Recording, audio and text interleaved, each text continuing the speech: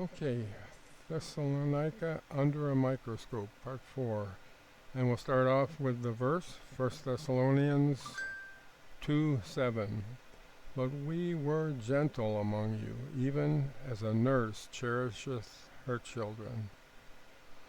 Paul was going through contention, tribulation, suffering, to get the gospel of God to them, to those in Thessalonica and other places.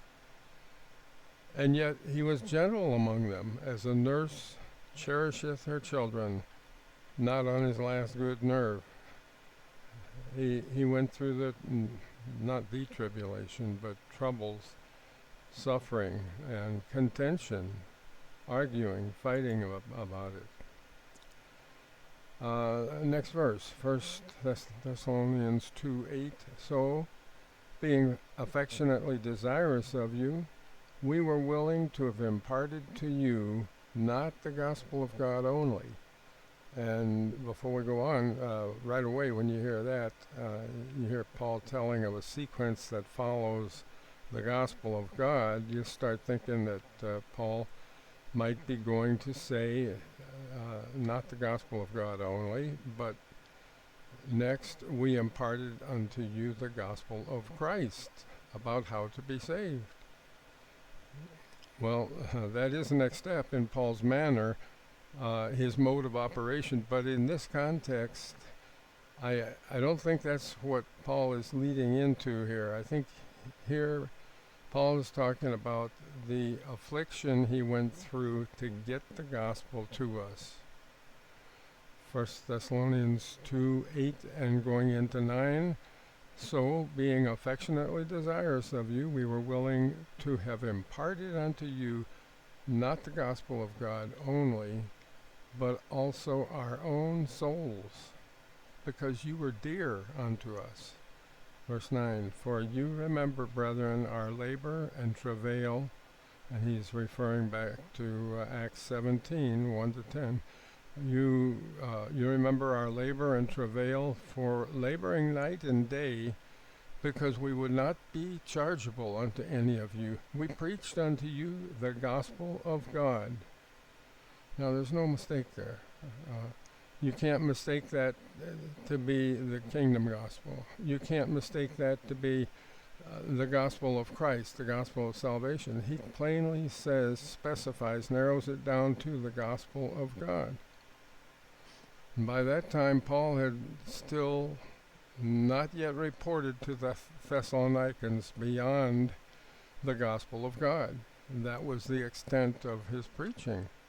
Those 3 Sabbaths that it mentions in Acts 17, 1-4, 3 or 4. But it was those same facts about who Jesus is, that he's the Messiah, resurrected from the dead. And you can hear as we read it, there's nothing in there about eternal life or about being saved, being justified, being quickened, nothing like that in that. That doesn't give life. That is about the life, the way, the truth, and the life. Jesus Christ is his identity. Well, let's see what happened next. For that, we need to go back to Acts 17, verses 5-16. And here we see Paul's report of the affliction, tribulation, and suffering that he went through, that we started out the lesson with. Verse 4, Acts 17:4, and some of them believed and consorted with Paul and Silas. That's the beginning of those Paul's meetings, we call them. Meet and met. Met is used in Acts 17:17, the word met, so I think it's okay to call them meetings.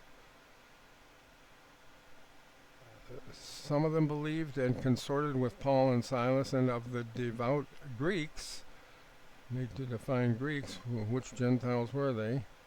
Of the devout Greeks, a great multitude, and of the chief women, not a few. We would say not just a few. It is notable that there was a great multitude that believed. We can't forget that or brush over it.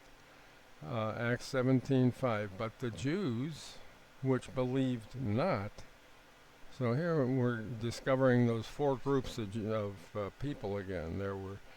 There were Jews that believed, Jews that disbelieved Paul's gospel of God. There were Gentiles that disbelieved it. The vast majority of Gentiles, alienated from God, did not believe the gospel of God.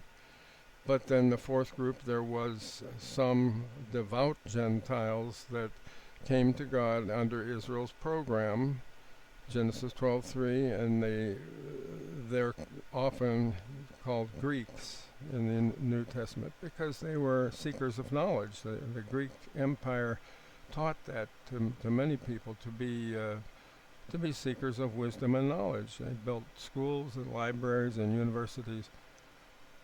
So they were called Greeks, the ones that sought after God, where God was to be found in the scriptures kept in the synagogues.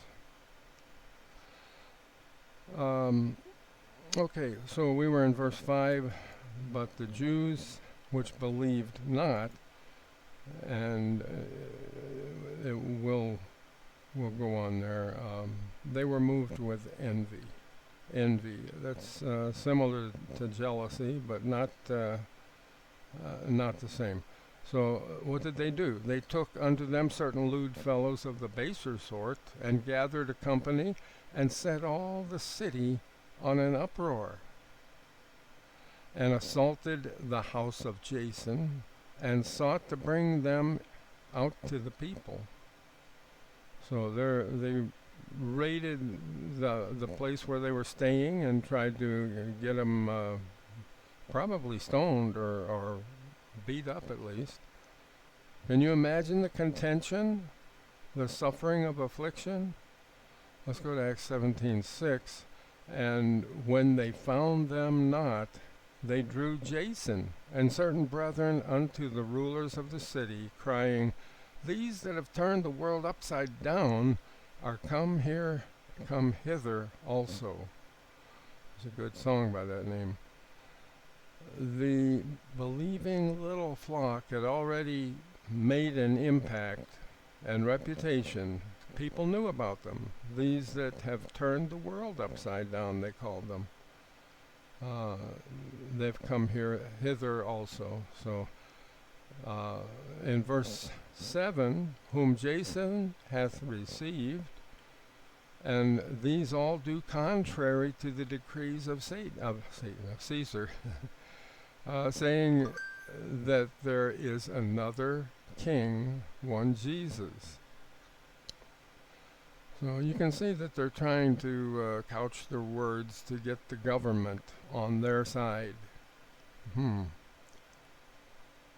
Acts 17:8. And they troubled the people and the rulers of the city when they heard these things. And when they had taken security of Jason and of the other, they let them go. Yeah, I have to wonder if Paul was in disguise there. Brought him out. They couldn't find Paul, but they brought these people out. Maybe he was one that they brought out in disguise and didn't know it.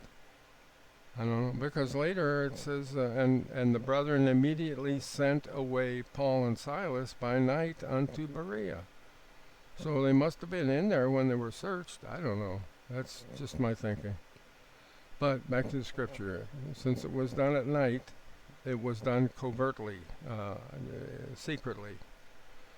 Verse 10, and the brethren immediately sent away Paul and Silas by night unto Berea, who coming thither went into the synagogue of the Jews. They did not have the privilege of indulging themselves in shyness. They had to be bold. They were under a sending, a commissioning by Jesus Christ. So they were doing hard to do things that the Lord wanted them to do, and they stepped out and they did it. You and I would have trouble doing these things, but knowing that the Lord wants us to do whatever He has said for us to do, we would do it. We would step out and do it. And by the way, there are things that we are to do. Love others, especially believers. Be edified, studying the Word. Be ambassadors. Be dependable, and commit Paul's teachings to faithful men. Things like that we are to do, we're told to do, and we want to do every chance we get. We that have saved, that are saved by grace through faith in the blood of the cross, need to get to doing these things. Those who have not yet believed only in the grace of God at the cross need to do so before your life on earth ends. Get the blood of Christ to put to your account. Acts 17, verse 11. These were more noble than those in Thessalonica, in that they received the word with all readiness. In other words, instead of rejecting the word and the ambassadors like they did in Thessalonica, these people received the word with all readiness. And please observe the distinction between openness of mind, had an open mind about it, between that and readiness of mind, being willing to challenge their own preconceived ideas with the truth, not with somebody else's idea, but with the truth. Where's the truth? Acts 17, verse 11. These were more noble than those in Thessalonica, in that they received the word with all readiness of mind, and searched the scriptures daily, whether those things were so. Some people have commented, complained, or argued that, well, they searched the scriptures, then it wasn't a mystery. But there was a previously unrevealed gospel and program that God had, and that He did reveal to Paul. It had been a mystery, but this isn't that mystery. This was in the Old Testament, the gospel of God. Paul was still teaching the gospel of God. It says so in 3 times in 1 Thessalonians chapter 2, by name. Try to remember before the Lord went to the cross, when He gathered Israel's apostles at Caesarea Philippi in Acts 16. In verse 13 He said unto them, Who do men say that I, the Son of Man, am? Then He said, But whom do you say that I am? And Peter said, Thou art the Christ, that's the Messiah, the Son of the living God, that's His sonship. So that's 2 of the 3 things that we know of as the gospel of God. Saying Jesus is the Christ professes the Messiahship and the sonship of Jesus Christ. And then 5 verses later, the Lord added the other element, that He would be raised again the 3rd day. So that confirms that there is such a thing as the gospel of God and what the elements are of it. Christ's resurrection, rising from the dead, is the other part of the gospel of God. So the facts about Jesus were there in the Old Testament. They were in Psalms, 3 places I know of off the top of my head. Psalm 2, Psalm 16, Psalm 110, and 4 places in Isaiah. Isaiah 7, Isaiah 9, Isaiah 53, and Isaiah 60 and 61, actually. They were found in many places in Scripture. They were foretold. These facts were prophesied, but not the mystery part about those facts. Not the mystery. Before Christ revealed the mystery to Paul, it was unknown that you could be saved by believing that Christ died for your sins as a Gentile, an alienated Gentile. That part was mystery, untold and unknown before the revelation of the mystery to Paul. So that was and is the only way an unforgivable person could be saved. And next we'll see that, what was going on in Paul's trip to Thessalonica, Berea, and Athens, and we're trying to find out from these two sources what was the sequence of events and what was Paul's mode of operation.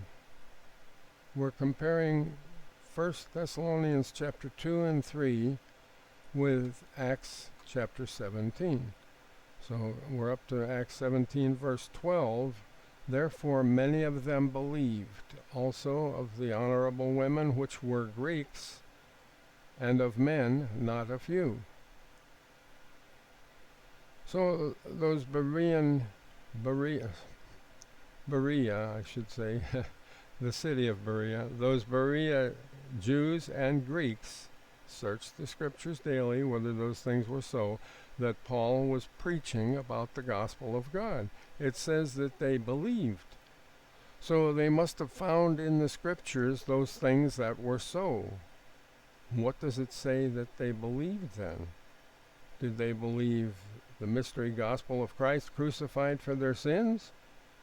If they searched the scriptures to find it and then believed it, then what they were searching for was what Paul had already preached, the scriptural facts about the name of Jesus, who is the Son of God. It's the gospel of God, the Messiah raised from the dead. It's not mystery. It was prophesied. The mystery came later.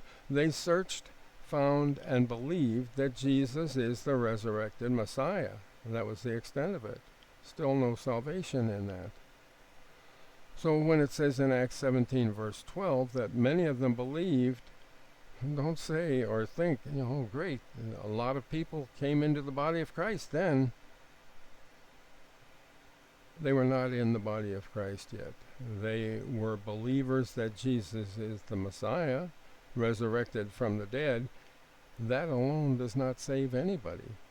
That is believing the name of Jesus. That, Israel was required to do that and failed to do so.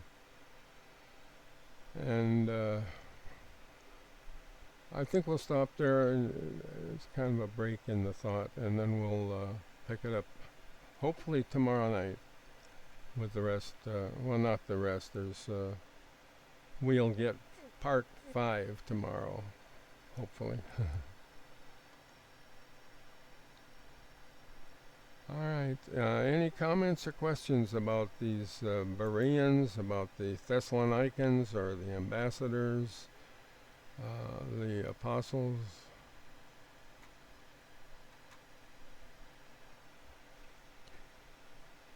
Okay, well, I do have another lesson here that might be of interest.